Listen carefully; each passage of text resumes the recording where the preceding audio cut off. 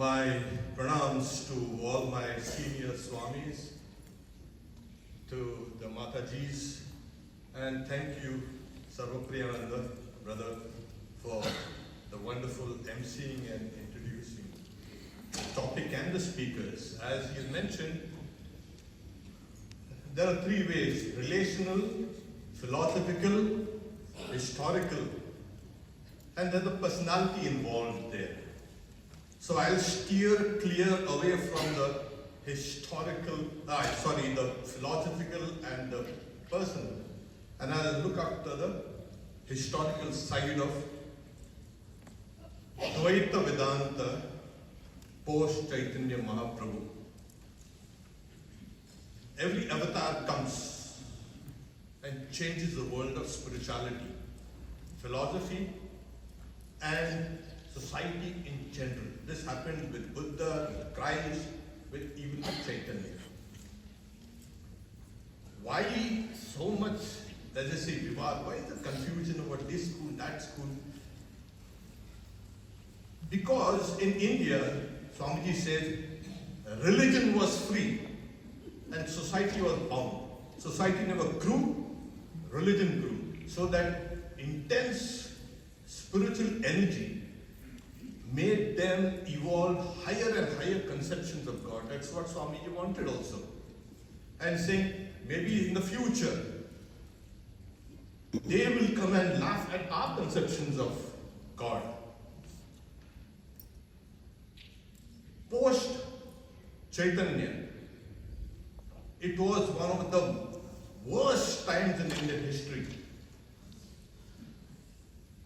There was a kind of a turf war between many powers, external powers, vying for supremacy. Not for the soul of India, philosophy and religion, but for the riches of India. During this time, there was a galaxy of sages and saints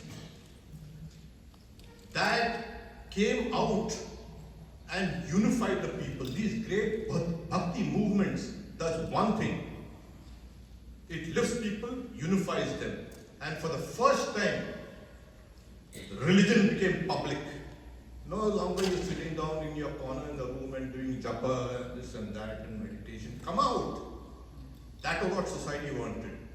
Because in the earlier invasions, like when Nalanda was destroyed, everybody said, oh, nahanyate hanyamane sharire. The soul does not kill, nor is it killed. And they were killed, of course.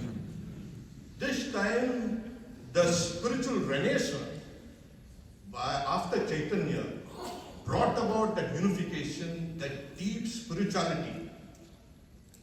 And it was a resistance, not economically, but philosophically, spiritually, and culturally, because every avatar comes and changes the culture. So after Chaitanya, you had songs, music, and painting, and art, and everything. These are the carriers of religion. Not just philosophy, dry philosophy. You want to have dry philosophy, it's not going to go far. It has to be couched in the cultural mold. Now, we've seen how Chaitanya, etc. There are few things I would like to point out, because what happens is, I wasn't too sure that Chaitanya was an avatar. Yes. In one corner, maybe these ISKCON people, they have made Chaitanya kind of an avatar. But when after reading, we were young, we were reading Sriram Krishna and saying, here it is. And every avatar authenticates the previous avatars. This is the work of an avatar. He authenticates the teachings and the life. Otherwise, it might think it's just mythology. Post Chaitanya, I'll just give the bare had developed. The first thing that happened was biographies of saints and sages had begun to be written down. Earlier, we know who's Vyasa, who's Patanjali, all these great names, we hardly know anything about them. Here now we started to see the biographies of these saints and sages being written. We also find, like as discussed, these Goswamis, of the 6 Goswamis, they really developed the philosophy of Achintya Veda Vedanta. You don't expect Sri Ramakrishna to go about teaching philosophy. That is done for the others. He made religion practical. God is real and here and now, and it can be demonstrated.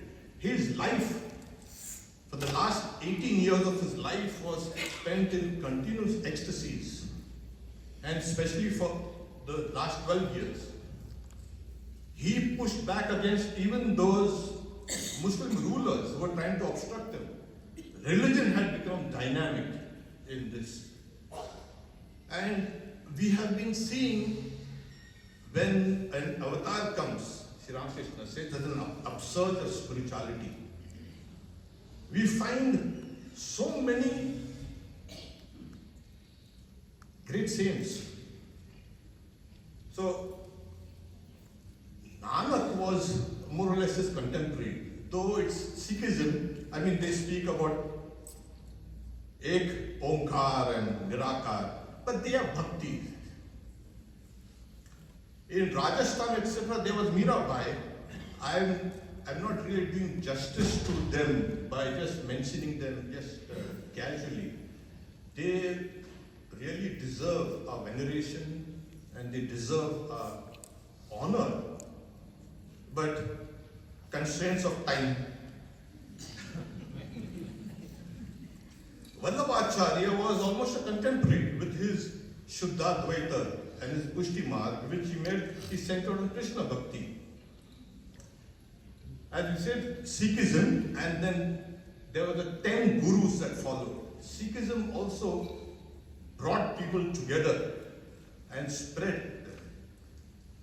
In Maharashtra, there was Tukaram in the 17th century. Here, people might not be aware of it, but in Maharashtra and all these places, Tukas, Abhang, Bhajang, oh my God, they're everywhere. So Tukaram was there, and Narsingh Mehta in Gujarat, Vishnu Bhakti also, Maharaj said that Haridasa Bhakti in Karnataka. We also had a great saint who perhaps has got the most influence in India, in north and you can say central India, Kabir. Yes, Tulsidas. Oh my God. You see how these great bhakti movements, they brought people together, resisted the onslaught of the invaders. At this stage, what we know about religion is because of this period. Modern Hinduism was formed during that time. Yes. And then, like Surdas was there. He wrote 100,000 songs. Imagine, Maluk Das, and then, I could go on and on. Then we had Ramananda. He was a great Vishittadvaita saint there in North India. Theology and philosophy, as you said, the history, the times also dictates what your philosophy is. You cannot go around telling during that huge crisis that's going on, what the world is unreal. No. There's the time for resistance. So they preach the love of God, because what happens is, this is what Swamiji also wanted, raise the masses up and unify them, and they will carry forward what you have been inculcating into them. So these great bhakti movements, all over India, they were grassroots level of, you can say, practices. They never knew much about Achintya Bheda Bheda, Swabhavika Bheda Bheda, Shuddha Advaita, and all these things. They knew there was Rama or there was Krishna, and we need to love him. And keep on singing loudly. So this is what the times were there. Post Chaitanya, as we've seen, as Maharaja said, that he never wrote anything except the one Sishtastakam.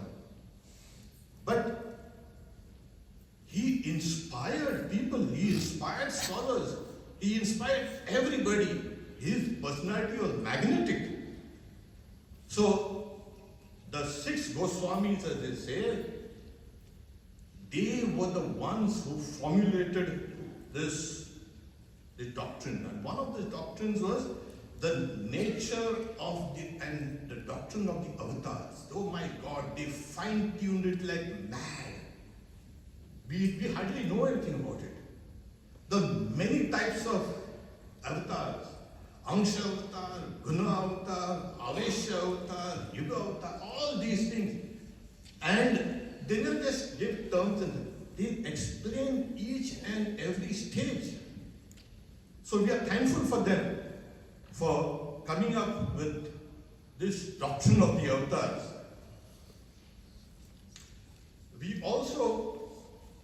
We find in the hands of Abhinava Gupta, we had the great doctrine of this, you can say, these moods, these sentiments called rasa. Here it was that in the hands of Rupa, Sanatana, and mainly Sanatana, we find the doctrine of the moods, the various, you know how many moods are there? The combination and recombination of these bhavas and attitudes, and the anubhavas and vibhaga and vyavichara bhavana, it is mind-boggling, truly. And each and every sentiment, religious or non-religious, was studied. And this rasa doctrine was made into the bhava doctrine. Yes, it's an amazing, you can say, accomplishment. But you know, every strength has an hidden weakness. And we find that not eligible aspirants took up this doctrine, this great sentiments in bhakti, and it degenerated. And so Swamiji said that it has made only people weak. So there's nothing wrong with the doctrine, but the practitioners. And that's what the whole doctrine became degenerate in time. Another development was, like we are talking about great logic chopping, Advaita, etc. Yes, you want to dry your brains. As you said, read all these Advaita books. Oh my God. You know what these people did? The followers of Chaitanya, they say Shabda is dominant. Tarka, etc. The logic is out. You have to believe. That is what made them fanatical. And they created their own literature. They say, Vyasa wrote the commentaries and all these things, but finally he wrote the Srimad Bhagavatam. which is the commentary on the Vedas and the Upanishads and Brahma Sutras. And you couldn't argue with them. And they were, it was during that time when it was necessary for fanaticism as an element to be with this. As I said, otherwise there would have been no Hinduism.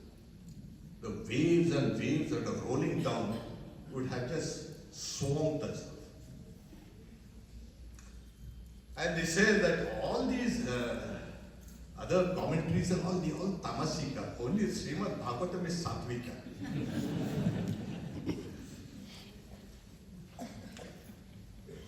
Apart from the commentaries that they wrote, they even wrote mythology in imitation of the Puranas. And so we get sometimes, confusing accounts of gods and goddesses and Krishna, etc. But they made Krishna the supreme. And they take one kind of word, few words in the Bhagavad Gita. Brahmano hi pratishtaham. I have established Brahman. Brahman established me. And so Krishna is greater than Brahman. And you could not, they had the numbers selling them. So in the Achintya Bheda Ved, we have made a lot of this. You see, Advaita had cast such a spell on India. Either you were for Advaita or against Advaita. I mean philosophically. And every other philosophy was trying to imitate Advaita philosophy. And like there is a Achintya Bheda Bheda and Swabhavika Bheda Bheda, etc.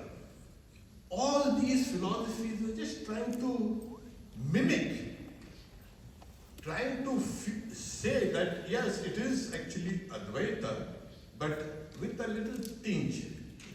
You Advaitins have made things very simple. And it's not that simple. And they gave all these various commentaries, etc. So what is the basic thing? The soul is distinct from God, but intimately connected to Him,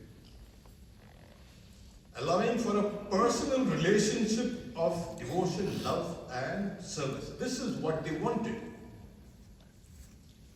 God is the Supreme Person, full of divine qualities, bliss, and wisdom and power, and the source and controller of all.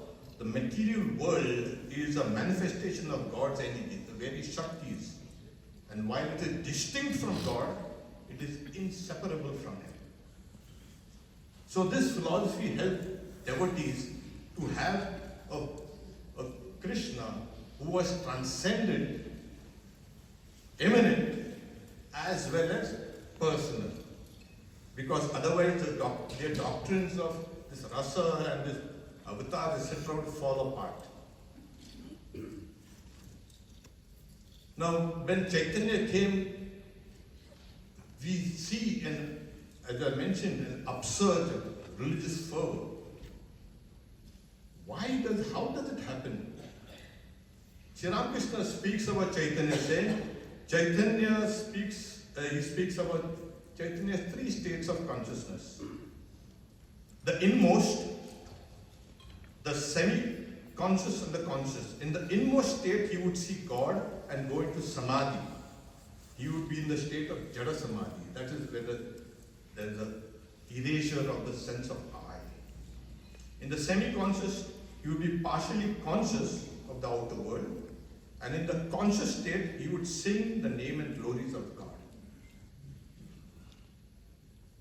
These states, his states of experience of God, was actually the basis of all the philosophy, the philosophical thought.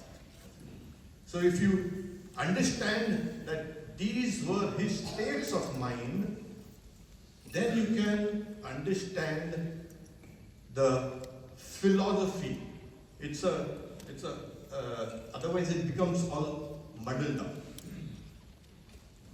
We also find that people say he used to go into samadhi, and Sri Ramakrishna also, he also wanted to see Chaitanya, and he saw Chaitanya, except Chaitanya entered into him. He was constantly in that state of bliss. No, the samadhi is not like, again, not dry. It is bliss. His body was so pure. Only such bodies of avatars can hold on to this spiritual experiences. Ordinary bodies will just fragment. So he used to go into that. And people say, oh, there's an I that disappears. Yes, it disappears. As Sri Ramakrishna says, in that state he was identified with God. The I is identified with God. Where does that person go? Where does the person in samadhi go? Oh, he goes into samadhi. Where? So he enters into all. He enters into everything, every person. Sri Ramakrishna going into samadhi, where does he go? He enters into all. And that is the work of an avatar. He enters, his bhava enters into all. And they catch that bhava. And they ride that wave of an avatar. Today, we see Sri Ramakrishna, Holy Mother and Swami. Where have they gone? They have all entered into us. And this is the wave, the next wave. Like all religions and everything moves in waves. This is the wave. And what happened to Chaitanya wave? Oh, he authenticates it. M says, I think that you, Chaitanya and Christ are one and the same. So Sri Ramakrishna smiles, he demurs, he doesn't say anything, he smiles. Yeah. So every incarnation is, as it were, an evolution of the previous incarnations. And Chaitanya's message is here for us in the form of Sri Ramakrishna's message. Also, this is the time when there's another type of crisis here. The crisis of faith. In those, the threat was external. This time, the threat is internal. And that's the reason why we have Sri Ramakrishna, Holy Mother Swamiji, they have come and entered into us.